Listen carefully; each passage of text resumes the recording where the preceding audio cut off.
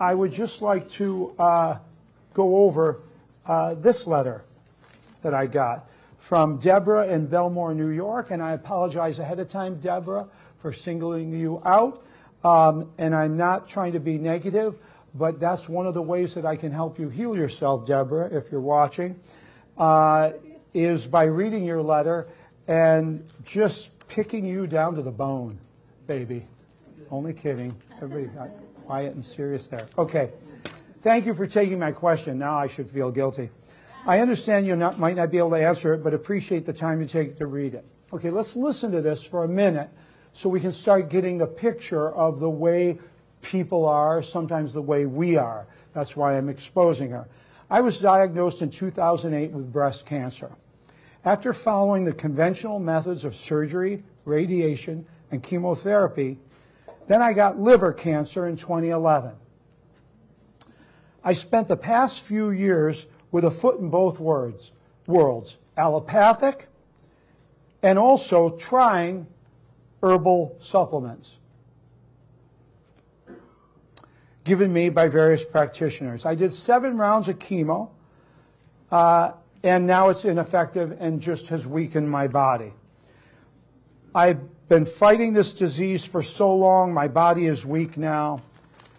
I take a multitude of supplements that I've been given. An oncology nurse recommended your intestinal formula #1 because chemotherapy patients are often very constipated. And she goes, it helped me greatly. My question is, should I do a detox? She goes, I have a strong attitude, but I'm starting to feel weak after years of fighting the disease. How can you help me? What should I take? Okay, now let's look at this just for a minute. Let's read the facts, and the language is critically important. That's why we watch the language, what's coming out of our mouth, because that's what our future is going to be. She did 7 rounds of chemotherapy, each one being ineffective and weakening her, until 3 years later she got liver cancer. Why would that be? Because it's the liver's job to clean the chemicals out of our body, and chemotherapy is some of the most concentrated poisonous chemicals in the world. She says, I have a foot in both worlds, allopathic and herbal supplements. What is your name? Deborah? What a bunch of bullshit. Okay, wait a minute. You have both feet deeply implanted in medicine, and you're touching natural. That's the way I see it.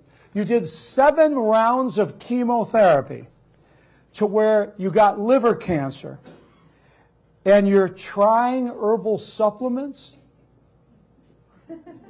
What about eating, pooping, attitude, jokes, 20 steps, 10 commandments, and all? Trying herbal supplements? And trying. What if we're on a plane? We're flying the 777 from L.A. down to Miami, where I'm going next. And the pilot comes on, he goes, hi, everyone. This is Dr. Schulze. I'm your pilot today. My co-pilot, Mr. Jones, over here. We're in the new 777, and we're going to try to fly it today.